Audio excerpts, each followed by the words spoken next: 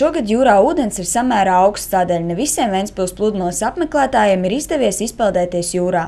Domās apmeklēt zemūdens pasauli nu ir iespēja katram, tikai jādodas uz Ventspils Livonijas ordeņa pili, kur 9.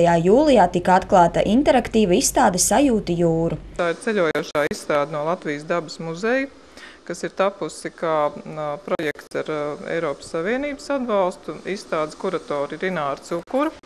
Un šo te izstādi noskatīja Rīgā Ilva Buntika muzeja pedagogs, un iekārtojumu realizēja muzeja tehniskie darbinieki un projekta nodaļa. Un šobrīd izstādē var iepazīt dažādus tieši augus, dzīvniekus, putnus un zīvis, kas ir raksturīgi Baltijas jūrai. Izstādes apmeklētāji var ne tikai aplūkot eksponātus un baudīt jūras skaņas. Vēl šeit ir iespēja parādīt savu erudīciju, mēģinot atminēt mīklas un veicot dažādus uzdevumus, kas atrodama pie katra no izstādes stendiem. Izstāde būs skatāma līdz pat 20. septembrim, tā kā mēs arī ļoti gaidām skolu grupas.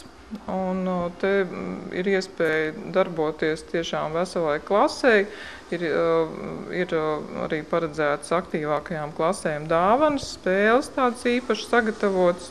Tā kā, bet, ģimenes ar bērni un vecāki arī tiek laipni gaidīti. Nākamgad izstādes rīkotāji sola ventspilniekus un pilsētas viesus pārsteigt ar vēl ko neparastāku.